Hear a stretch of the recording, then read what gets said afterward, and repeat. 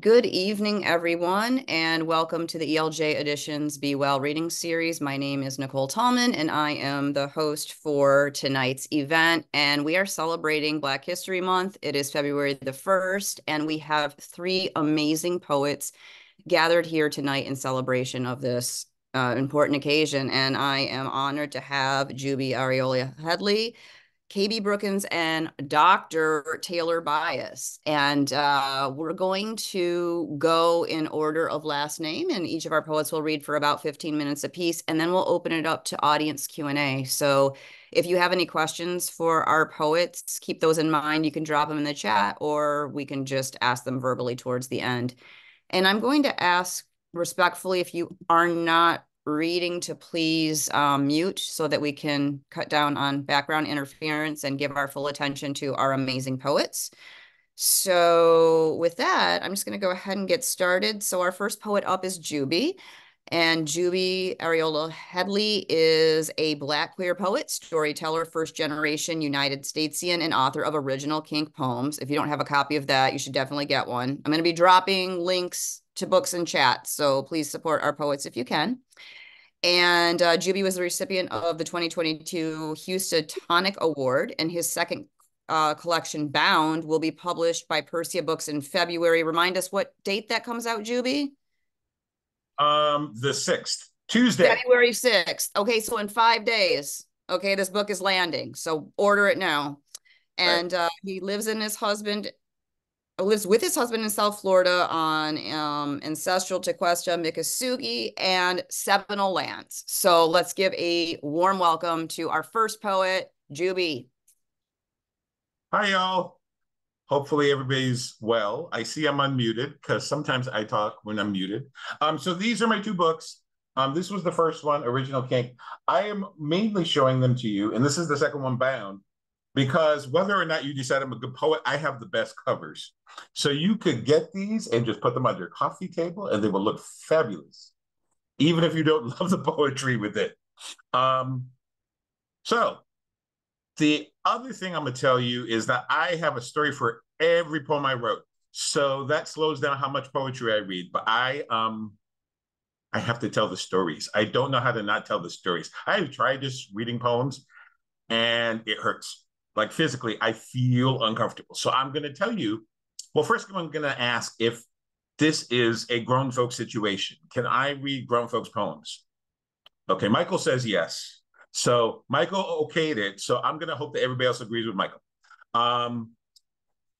There is a book called The Vertical Interrogation of Strangers that is a poetry book by Banu Kapil that's about 12 or 13 years old. And it's structured as a series of questions. I think 12 questions that are put to a variety of, I think, speculative and real people who identify as women that then are combined in sort of prose poem form throughout the book. And some of the questions repeat themselves. And I read that book, and some of the questions resonated with me. And this particular one, this question resonated with me. So this poem is called Questionnaire after Banu Kapil. Question: who is responsible for your mother's suffering? Answer: is there ever any answer other than I am? I am. From the first time I took another thug's aching cock in my mouth, cradled it in the curve of my tongue, sank to my knees, reached up, grabbed his waist to pull him deeper into me, suckled until I tasted his hot, bitter seed, knew the sweat-soaked glow of triumph. How was this not a betrayal, proclaiming this moment a nursing? So I'm coming in hot, y'all. Just want you to know. That's not every poem I write, but that's some poems I write. So one or two of them might be like that. This poem, I'm going to take a moment to say hello, and I believe you're circling around me, to one of my mentors in graduate school, Maureen Seaton. And I sort of dedicate this poem to her, at least on Friday night when I did a reading at a bookstore I did for the first time, because I realized this is a poem that was born out of a ritual that I created because my mentor, Maureen, who passed away last year, was fond of encouraging poets to create rituals. And probably the extent to which I do it now is largely due to her. And I would explain the ritual, but it's kind of, it'll be obvious in the title, which is Naked Tarot 4, Queen of Wands. I plant my bare feet in the gummy brown earth, squat, plant my hands square on my hips, and gush forth the primordial roar. I will teach you non-believers what it means to give birth to a verse, to a nation, to a movement. Learn this first. The act of creation never doesn't require a hunger. You are made of the same stuff you feed on. Flesh, nightshades, rumor, arroz con gandules, and violence too. You can always grab a stick and summon the spirit from a snare drum or a white canvas with the rest of them. Lesson the second, never let the tension ebb. Seek solace in what comes of slinging cow shit where once nothing grew.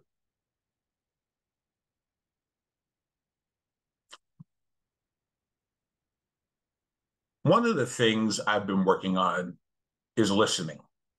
This is the longest story I'll tell, so I'm just warning you. And it's also the longest poem I'm going to read. And after it, I'm going to read about 3 more. I credited my family, very specifically, generically, my family in my first book. And I did not credit my mother specifically. And my mother evidently opened my first book and turned to the acknowledgments first, and then called me and asked me why she wasn't credited. And I didn't credit her because honestly, one of the challenges of writing, at least the poetry I read, of writing narrative poetry, is writing about your life in ways that implicate other people in your life who may not want to be implicated.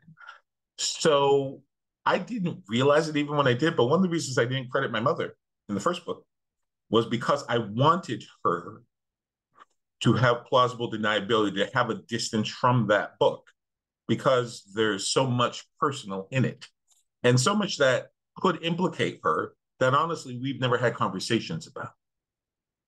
But the wonderful thing is that that conversation started other conversations. She started telling me the stories again, and I started remembering. And we haven't gotten to all the stories, and we certainly haven't gotten to some of the deepest and, quite honestly, darkest stories. But this poem is born of some of those stories. And I will also say that my mother has the most ridiculous acknowledgement in the second book, Bound. Like, it's mostly about her in the acknowledgements. But this poem is about some women in my ancestry, and it was inspired by the content and structure of Nina Simone's For Women. So the title of it is Caribbean Gothic, because I'm from Barbados, and in my mind it's set in Barbados, / For Women. I am a child. On the dark side of the door, 4 women. Aunt Beau will wed tomorrow, the ring around her eye, a gift crafted by the wrath of the man she'll leave in time. You'd think he misheard the vows, my hand in marriage indeed. Or did he? Aunt Beau doing her best to mute their fears.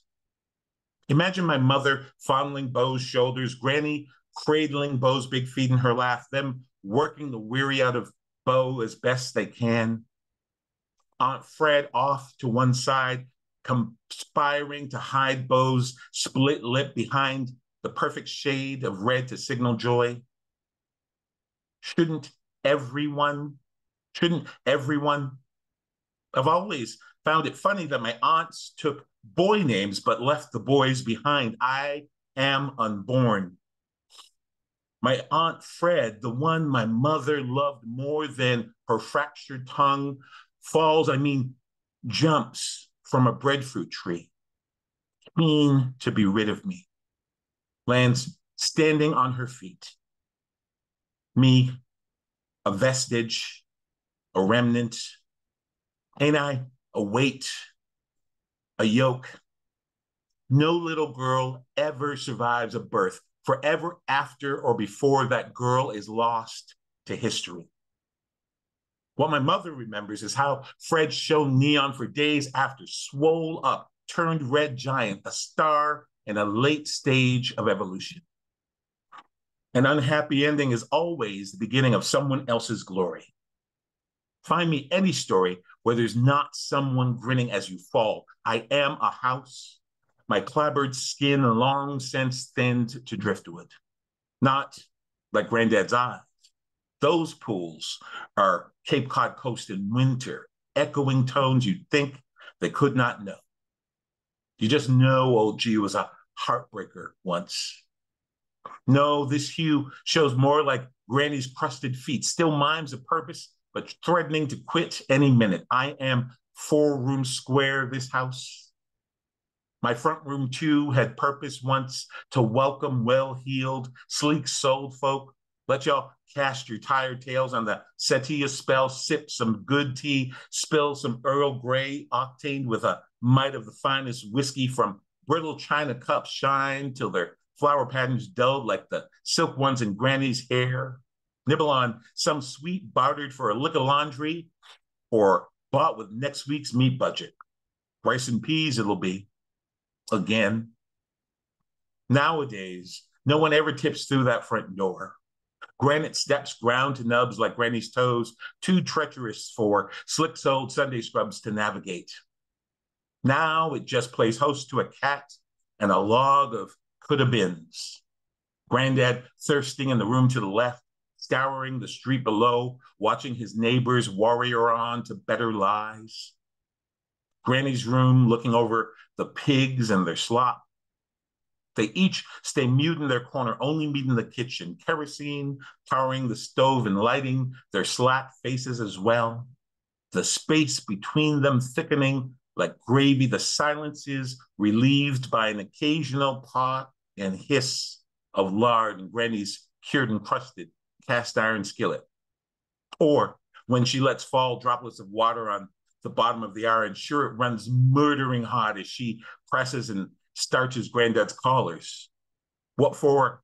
I'll never guess. Granny was always the working one. From the moment I could speak her name until the day she died, she never looked to me like she was loved. I could tell you that I loved her. But until the day she lost her voice, Granny always said, I cannot stand a fucking liar. I am a fucking liar. When my mother asks whether this poem is about me, I'll smile while sidestepping the question like I've done so many men I didn't love. She deserves a better son, one who is unwilling to language the living. I'll use words like cipher and composite and cite creative license in the hope of straight confounding her into silence. And I'll succeed. I'll need you to take it on faith when I say I can't love any mother the way they deserve and yet bear the truth of me. I don't have as much time as I think I have left. I'm going to read 2 more poems then, I think. Yes. The first one has a story. That's why I'm going to read 2 more poems. The second one has less of a story. This first poem was born during the pandemic around the time of George Floyd. I saw a video that was coming direct out of Minneapolis that was recorded by who I don't know, but they were recording a woman who was an activist and has since become an author, Kimberly Jones. And it was almost as if she was trying to explain Frantz Fanon to the world. She was basically talking about sort of the vibe in Minneapolis and why Black people in the communities she worked in and where George Floyd lived and was murdered were feeling the way they were feeling. And the video gets more and more intense as it goes along. And by the end, she's somewhere, I think, between rage and heartbreak.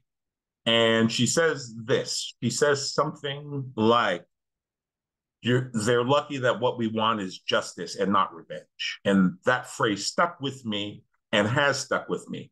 And it stuck with me from May 2020 until January 6, 2021, when I saw on TV an insurrection unfolding under my eyes. And that caused me to write a poem called Machete. Listen, listen, my loves. The path toward liberation is thick with bramble. It'll need to be cleared, and that's long laboring based on our history, who we've been. Who can blame us for not wanting to wear a yoke, to hitch our purpose to a plow? Still, someone's got to do the work, and it might as well be the poets.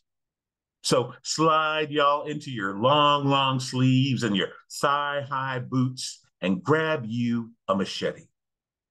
At first, it'll feel ill to you, that tool. It'll wriggle out your hands like an ornery child, but I promise you, you'll hit the gist of it. I've seen a 6-year-old scamper up the full sky height of a palm tree and freeing herself from gravity with only the muscles of her thighs, claim a clutch of coconuts with a single whack.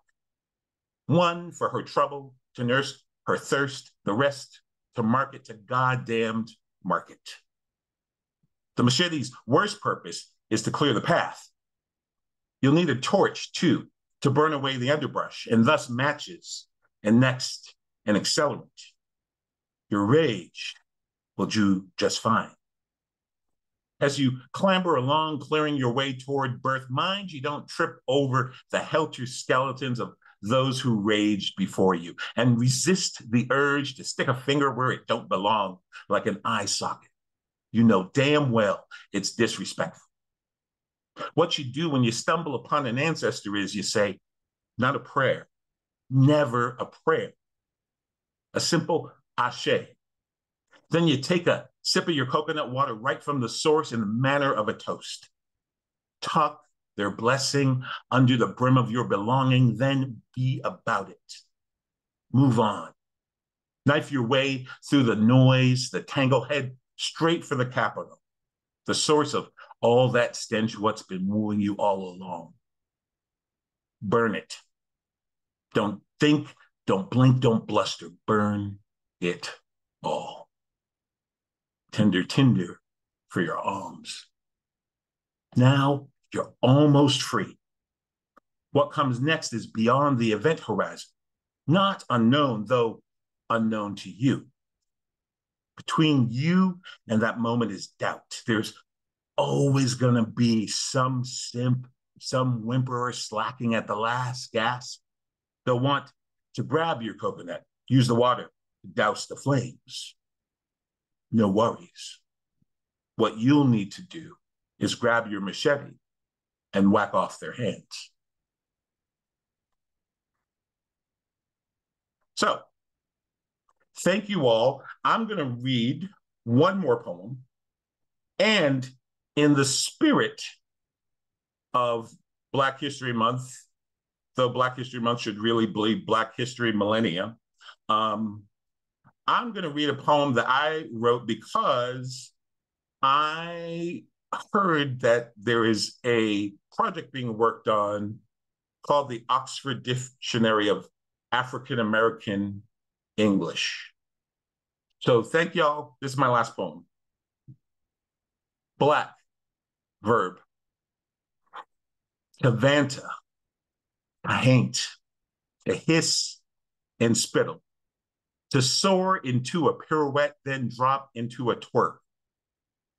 To work, to rub petroleum onto an eager new moon. To moonlight, to mythscape, to reach, to render, to vendor, to give the last of what you never had to your sister for a whiskey run. To cornbread, to cornrow, to dread, to lock, to pop, to sizzle, to riddle. To chicken and biscuit and waffle. To greens. To green, to grow, to watermelon, to summon miracles from the reluctant dirt. To linger way past sundown in the park, in the dance hall, in the backyard after all the crabs done been cracked and sucked dry, to Baltimore, to Detroit, to New Orleans, to Chicago, to Atlanta, to Bronx and Brooklyn and Queens, to Oakland, to opera, to homecoming, to homegoing, to going ape shit for go-go, to jazz, to trap, to tribal vibe, to reggae, to calypso, to salsa, to spice, to rhythm, to bitches brew, to kind of blue, to blues plural, to dime, to lime, to wine, to instrument, to strum, to ride that high note, to slap that bass line, to slide electric across the asphalt, to before I let go, to maze, to phase, to coin the phrase that blazes,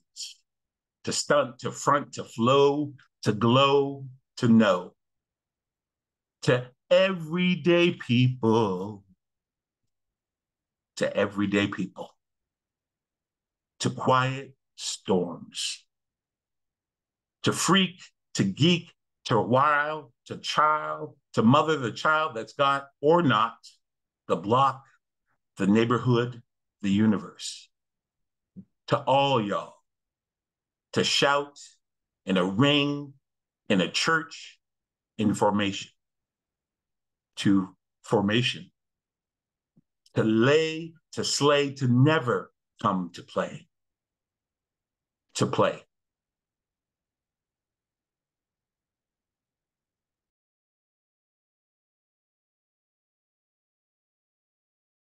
Thank you so much, Juby. That was amazing. Next up, we have KB Brookins, who is a Black, queer, and trans writer, cultural worker, and artist from Texas. They are the author of How to Identify Yourself with a Wound, winner of the Saguaro Poetry Prize, the Writers League of Texas Discovery Poetry Prize, and a Stonewall Honor Book Award. Freedom House, a poetry collection recommended by Vogue and Autostraddle, among others, and Pretty. Their forthcoming memoir, congratulations. KB is, KB's writing is published in poets.org, Teen Vogue, Poetry Magazine, and elsewhere. They are a 2023 National Endowment of the Arts Fellow, and you can follow them online at Earth OKB. Please join me at, Earth TOKB. Please join me in welcoming KB Brookins. What's good? What's good, everybody? Joining you from Texas. It's finally like a regular temperature here, and I'm very happy about it. Because the weather can be quite unreasonable. So happy to see familiar faces. So happy to read right after Jubi. Fun fact, when I was a PEN America Emerging Voices Fellow in 2021, Jubi was my mentor. So it's like so cool to read alongside Juby tonight, and also to read alongside my friend Taylor, who I am a fan of and who I am just, geeked every time, Taylor does anything. So that's fun. So I'll read a couple poems for you tonight. I'm gonna do a thing I never do, which is like read like one piece from every book, because I'm like, well, I got 3 books, so let's up the ante right quick. Um, which is really wild to say. But yeah, so I'll read first from How to Identify Yourself with a Wound.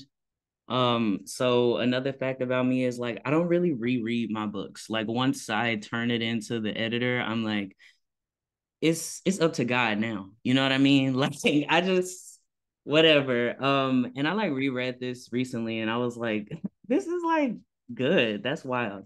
So I'll read a poem from this. It is one of the titular poems. It's called How to Identify Yourself with a Wound, parentheses 2018. I am a woman only under certain conditions. When needing a hand moving furniture. On ladies' night at the poorly lit bar when the bouncer touches my lower back. He says, right this way, ma'am. And I swallow a cringe along with the complimentary whiskey and Coke. When tits protrude through my mostly stretched binder, when a man decides to grab my friend, I step in and say, yo, back the fuck up. The laugh he bellies reminds me I was a woman then. When the bass in my voice is reduced to a crack, a chest, some childbearing hips.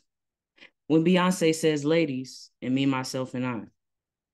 The last sip before we leave tells me maybe I can deal with being every kind of woman. Who am I kidding? I've only ever been a question. Laugh? Womb? Wound? Sure. I am mistaken for a woman only under certain conditions. Thank you. Right. Go and get that. It's only 30 pages. It has like a little seal on it from the Stonewall Book Award, which is quite cute. So, you know. Next book I'll read from is called Freedom House. That is my book that came out in June of 2023. Yeah, I am gonna read some joints. Jubi, you're like inspiring me to maybe read my more risque pieces that I usually only read at like bars. But why not read it now? Because like there are no rules.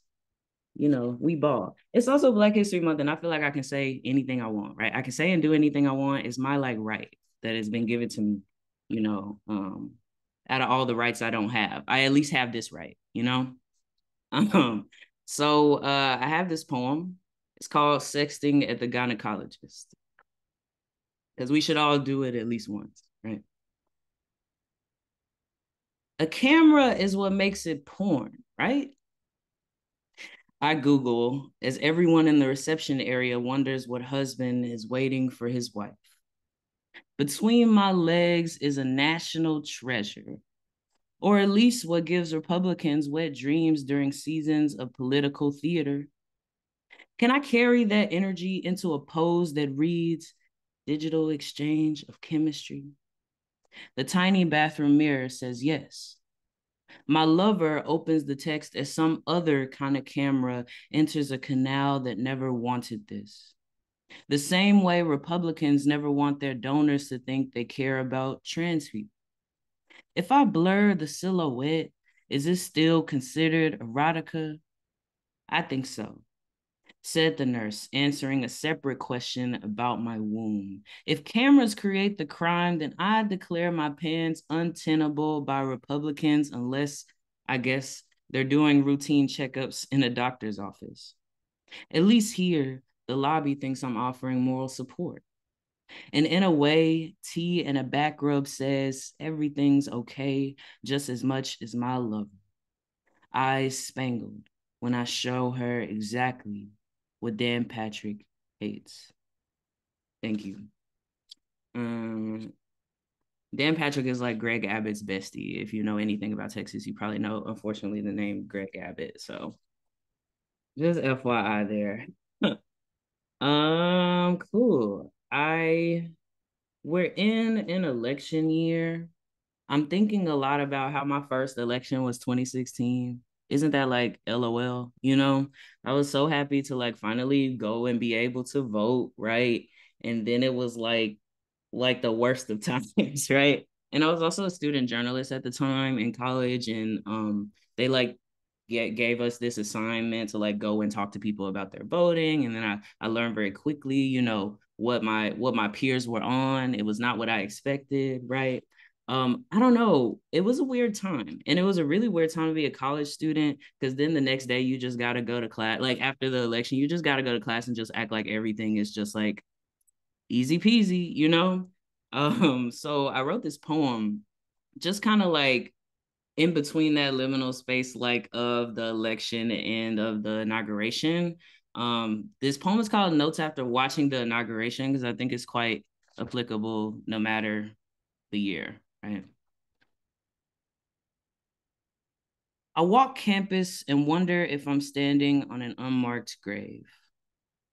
Are we under concrete, grass, or any other forced terrains?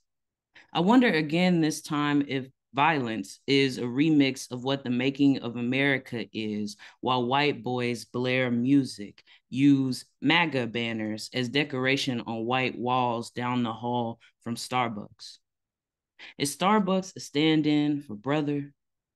Time is a mark of body decay and not much else. Before I was a poet, I was a lineage.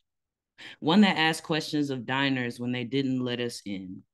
One asking if I'd like my mocha with the white chocolate as white girls celebrate victory. Who wins when I decide white? Before I was a human, I was free, which is the healthiest of human abstractions. Free has the best marketing team. I am the violence that forced itself into life. In an alternate timeline, I was someone with less life taken up by what kills me. More sure I had a home, its history singed in paneled pink walls. Sure that it was mine and safe to dance in. I was happier here since there are no inaugurations. There are no cameras capturing my ending. At protest, I see them with their cameras. They snap faces of weary elders in their cameras. They got BLM as hashtag, blackness is temporary and distant in their cameras. Can they, through bright silence and access to hope, see me? They got the whole wide world watching us perish. They got the whole wide web in their terror lens. Turn off your Wi-Fi. Bring plenty of water. Wear masks and gloves. Get up when they spray you. Call for help. Call for anybody but them. Singe contacts on your skin. They get mad when they can see your camera. If you listen to the chants enough times, you'll catch on perfectly. Broken hearts in unison sound easy, like doomsday. When the white folk come for me, when the state troopers come for me, when the graveyard comes for me, when Starbucks comes for me, when the cameras come for me, when Republicans come for me, when Democrats come for me, when my own demise comes for me, who will answer the door? This is not my house. Someone else must open it. Thank you. Okay. We have the last book, y'all. And this one is like not even out. So I got like a copy of it. I kind of like a little bit bullied my like editor's assistant into just like printing me a copy because I'm like, I can't take the anticipation. Galleys aren't ready. I just want something. So then he like stapled something to it's quite nice. But yeah, it's a memoir, right? I really need to practice reading prose out loud. Um, but I'm gonna read a poem because I have poems in there because I wanted to cheat, just a little bit. Uh, but this one, thank y'all so much for having me here. This will be my last piece. Follow me on Earth2KB. That's like my little tinge of the internet. This one is called I'm Not FTM, I Am. All you need to know really is FTM is kind of like, if you don't know, like a word for like female to male, right? And a lot of people, because of my illustrious beard and my very handsome physique, right, assume that I am a man, right? But that's not how I identify. So this is a poem of me kind of like exploring this space of like, oh, everyone thinks I'm a girl. And then everyone thinks I'm a guy, but like, what if I'm something else entirely? What if I'm something freer? So I am not FTM. I am person to insect, insect to lemur, lemur to tap shoe to emo to porn star to guitar to croon, croon to Jasmine Sullivan to bed sheet to sheetrock to ocean to poet to pessimist to activist to jail cell to phone line to picket sign to loss of life, loss to remembering to flower to Adderall to person to tree, and still growing. Thank you.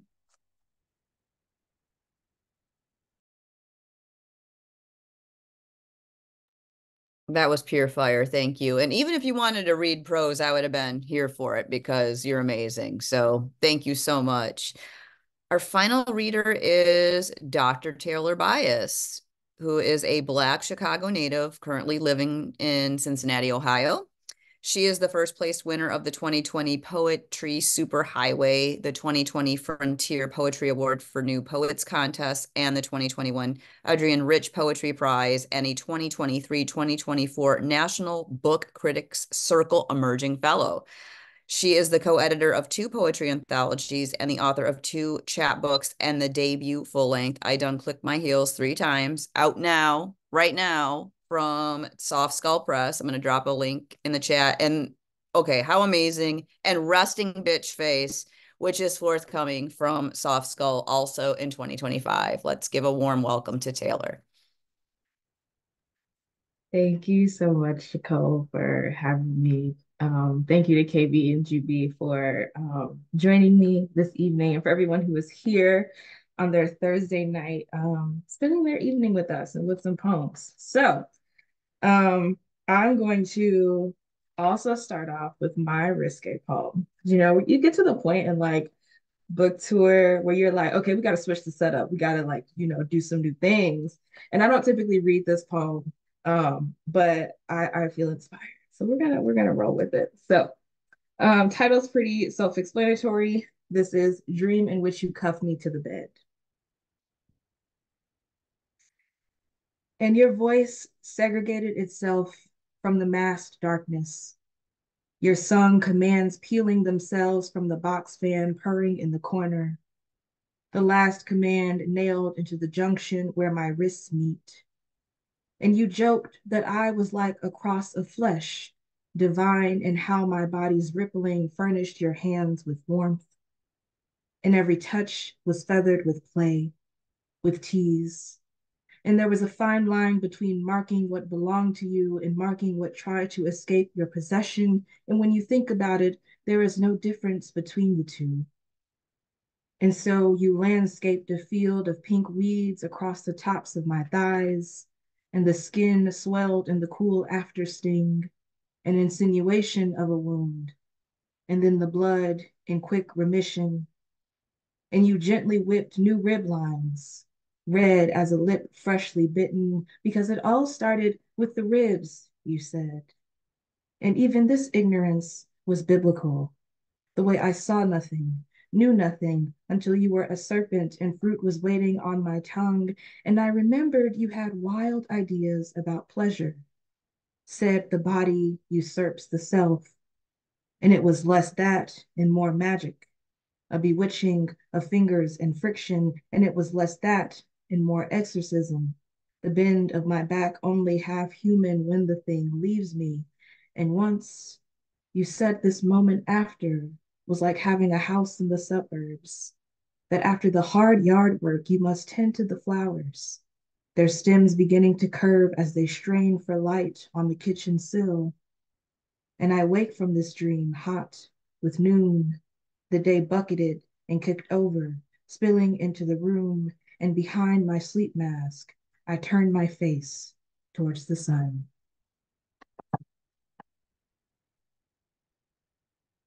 Thank you. Well, let's start off on a hot note.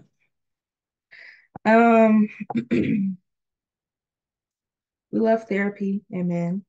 So I have 2 poems, I think 2 poems, that like sort of mention therapy. This one that I'm gonna read, and the last poem in the book, which I might read, I still haven't decided yet. But this one is the therapist asked me, "What are you afraid of?" I think of the word hunger, both a noun and something my hands are capable of. How my parents made a little god of me when they fed them, placed a snow globe in my palm's chalice. Inside the dome, a sleeping city, I'd shake awake, shake back to their hurting. I promise there's an answer to your question in here somewhere. Every night, I whipped the glitter into a storm, and the same small figurines grasped at one another in the cold. Nothing changed this. Some nights, I wound the metal key for a lullaby, and when no one danced, I questioned my own God. I played the shrill song until it yawned into a dirge or some sort of warning. And I would say that maybe this is a metaphor for life or love, but I know you'd make sure to write that down.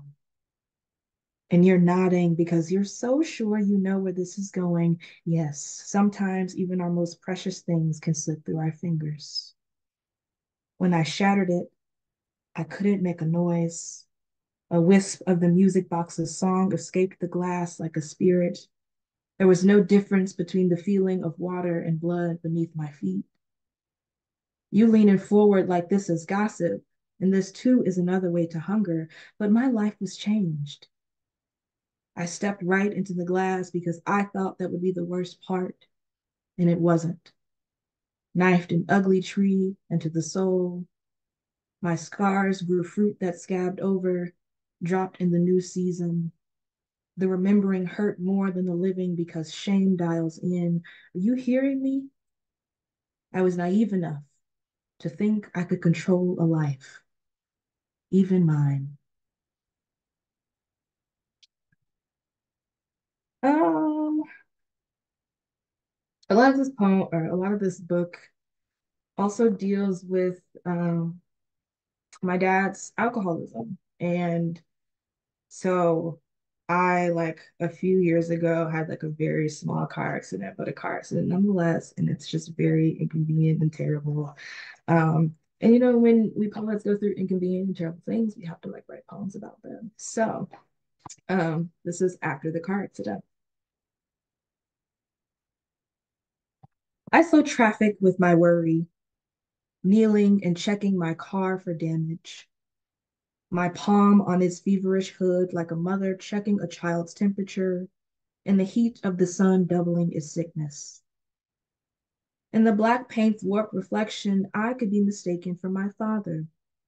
This froggish position, squatting on my toes, my forehead becoming his in its rumpled state, even our concern biological, shared, right down to the way we squint at an injured thing, the way we have only temporary fixes for what is broken. I list the damages out loud, to no one, to the metronome of my hazard lights, to convince myself I've done it. This too is hereditary, struggling with admissions of guilt. On the phone with the insurance company, I began to unbraid a legacy of blamelessness. Yes, I was operating my vehicle alone. The car was parked and empty when I hit it. This is just another version of the tree falling in the forest question. If no one saw me hit the car, did I do it? If my father never apologized on our old phone calls, did he truly wound me? The insurance agent on the phone is asking questions, following the printed script taped next to her computer screen. Is the car drivable? Are you hurt? I don't know which question I'm answering anymore. It doesn't matter. Yes, it comes pouring out of me like smoke from a car's underbelly, the hiss of air finding the path of least resistance. Yes, yes, yes. Um, then I think I will read the last poem. It's one of my favorites. And then I'll read two new poems because I've been writing like a maniac lately, and so it's always fun to read some new stuff. So this is the last poem in the book, and then I'll read two new poems for y'all. So this is Dear Moon. When the dark curtains for the bedroom came, I blacked you out like the night you fight in. Forgive me, but I'm still working through it in therapy. Lately, I've been so sudden with my decisions. Cut my braids out of my head a month early, put a deadline on a man's love. I'm leaving space for nothing but blame in the new season, and this here is no different. I never told you about the great hurt between us. Me, 13, and thinking I needed you to speak back to me. Back then, I skipped my wishes to you like stones over water. I slept in the overhang of mornings that relieved your shift. I'm angry. I still don't know what to call the thing between us. Were you friend or sister? The first lover to leave when I became too much? I've surrendered to the half-truth. Men remind me of you. The mixed messages, you in my bed every night and nothing ever to say of it. My therapist says I'm projecting, but goes silent when I mention that you've been doing it to me my whole life. At night, I get moody and waiting, anxious for you to ask me how I've been, anxious enough to pay someone to ask me now instead. The harder and fuller truth, men have abandoned me and I never heard from you. I was the shadow of a wolf, whimpering into your blank light. I didn't know that love was an ancestor of quietude, that you were still there. Of all things love, I'm still learning.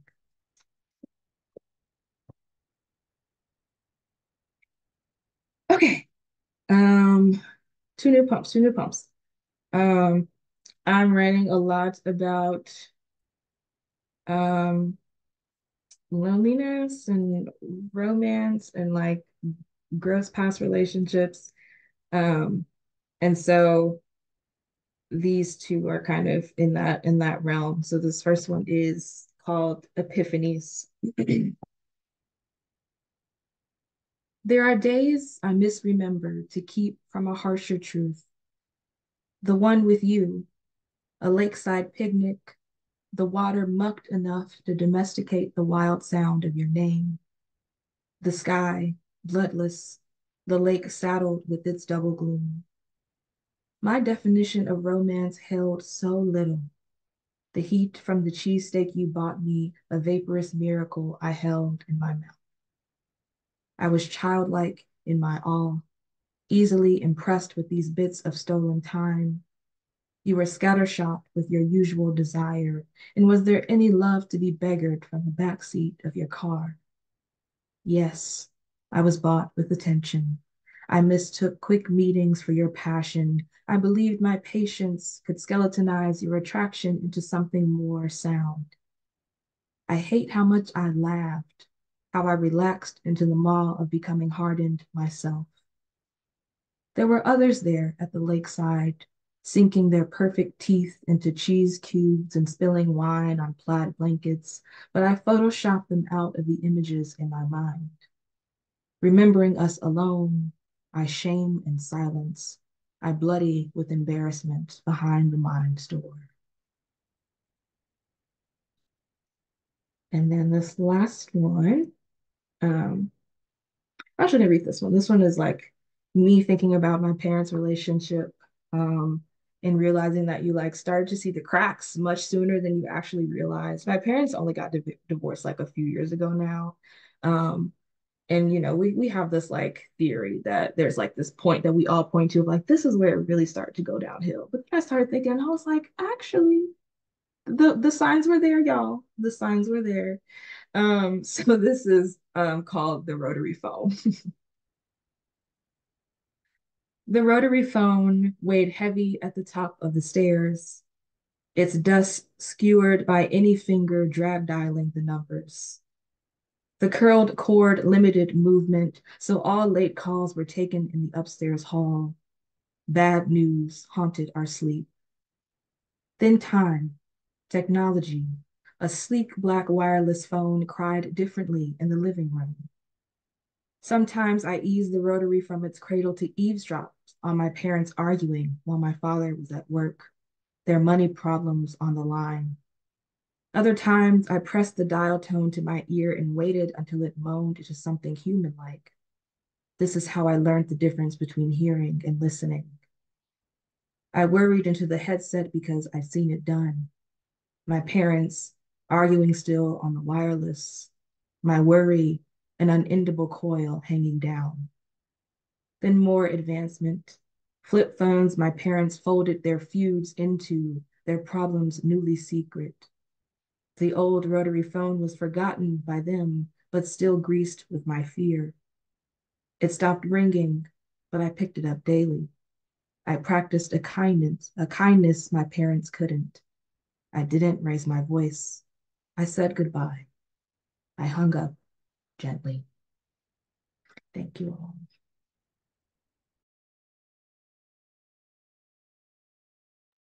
Thank you so much. And thank you for reading new stuff I haven't had the chance to hear. That's always a pleasure.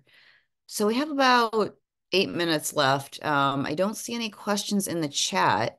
If any of our audience members happen to have a question, if you want to raise your hand, otherwise I'll ask one and then we can let everyone get on with their night. Any audience questions? Oh, I put something in there. Just curious about everyone else's rituals. Oh, We you talked did? about I'm it at the so start. sorry. Oh, Kevin, I put it in like a second ago. So, oh, okay. It just must have not popped up on my end. So you had a question about rituals? oh, just like the rituals we were talking about at the start. Yeah. Okay. Oh, I see it now. Here, it just popped up. So weird that I just okay. Um, well, Juby talked a little bit about his is inspired by our dear friend Maureen Seaton. Oh man, I get sad every time I think about it. But Juby, did you want to talk any more about that, or did you want me to go to KB or Taylor? Sure. I'm gonna talk for like 12 seconds because I don't have that much to say, but I want to be clear, I don't have writing rituals. I am sure I should have a lot more organized process than I do, but I don't. Um, and I give myself permission not to have the process that a lot of people think you should have. I'm talking about rituals as mechanisms or tools or strategies or summonings or metaphysical experiences that help you give birth to poetry. My poetry comes from a lot of places. Sometimes it comes from overhearing a snippet of conversation. Sometimes it comes from a dream. Sometimes it comes from me trying to see if I would do something that a poet has done previously, how I would do it. And sometimes it comes from, let's pull 3 tarot cards and see what they are and what that inspires. And Maureen was a big fan of that. Poets like C.A. Conrad and others are big fans of that. And I like it too. And I'm not unique in that way. So that can be very generative. Sure, you can have a poetry prompt that says, write about the time you were sad. Or you can have a poetry prompt that says, if you pull the 6 of Wands, what does that mean to you today? So that. Juby, did you ever hear the breaking form episode that Maureen was on where she was drawing the tarot cards for I'm sorry, for No, James and Aaron, and she kept drawing the flame? no, I need to go and hear it then. Yeah, I'll you make need sure to I listen do. to it. It's amazing. And plus it's a great way to hear her voice again. It's fantastic, but you should check that out. KB, did you want to talk at all about any rituals that you may have? Yeah, quickly. I wanted to say Taylor actually has a pretty helpful essay out there in the millions about like her reading, which I'm like so rigorous, so like studied. Like Taylor will let me like actually before I just like paraphrase it. It's like reading these books and then making quotes. And I'm like, oh my God, a student. Because I will just read anything. Like right now, I just like posted about this on Twitter like yesterday. I will read stuff that is all over the place all at the same time and then just be like a emotional mixed bag. But like reading is really how I like do my writing. Like I have to read other people's stuff and then have that urge of like I want a piece of that, you know? Even just while Taylor was reading out loud, I think she said something like I mistook quick meetings for your passion. And then I wrote like I misremembered your gaze, overlooking the disdain in favor of sweet annoyance. Like I just gotta write shit as soon as I think about it, you know? And like usually it's because someone says something that like activated, like, I want to try that, but I want to do it in my own way, right? And that's usually how all my writing goes. I'm like 70% of Freedom House is probably like after poems from like some other poem that I read. Because I think every poet really is just like a bank of like a well of information from all of your favorite poets, but you just put your own spin on it. But yeah, I don't know. Right now I'm reading The Shine. I'm just now reading Stephen King, y'all. Because like 7 out of 10 of my students this semester was like, we love Stephen King and we're all writing horror. And I was like, horror, never heard of her. Like, it's usually not something I go for because like I get so easily spooked by things that I like don't watch scary movies or nothing. So now I'm reading Stephen King and I'm also reading Sappho. Who knows why I would read both of those at the same time, but I'm sure it'll make some weird, gay, like scary poems, you know? So yeah. Love that answer. I look forward to what comes out of your, but didn't you cancel The Shining? Did I misread that tweet? I thought you were not enjoying it very much. Oh my God. I was trying to listen to it on audiobook and I just could not. I was like, this is too much for me to just have in my ears while I'm like walking to class. So Yeah. I'm gonna get a physical copy from the library. But yeah. It is a good book, but I mean my personal favorite is Misery, but that's super intense. So I don't know. I and also the movie is amazing with Kathy Bates. So um Taylor, so KB gave you a pretty amazing shout out there. Anything else you'd like to add? Yeah. Like KB, there are moments definitely where like something comes to you, you kind of have to capture it. Like that's my notes app in my phone is literally just like poem snippet, and then it's just like has all of these things that have come to me kind of as I'm out living everyday life, and things sort of arrive in that way. But one thing that I've been doing pretty consistently is I like have started this reading notebook. So every book that I read, there's like every entry, there's a word bank at the top where like here are all the words that I'm just like, oh, this is crazy, or I would probably never use this sort of in my own bank if I'm just sitting down writing a poem. And then as I'm reading, I'm like writing down quotes that are really interesting to me, questions that come up, any sort of ideas, poem snippets, those sorts of things. And I've been forcing myself to write a poem draft after every single book I finish. And so I've read 6 books this year, and so I've written 6 poems this year already. And so it's like forcing me to kind of stay productive, but I'm also like tricking my brain to like get excited about reading because I know that at the end of it, I'm going to be productive. So now I'm like put myself in a cycle. I'm like, oh, I'm excited to read because then I'm going to write and then I'm going to read some more. And so it's been really fun.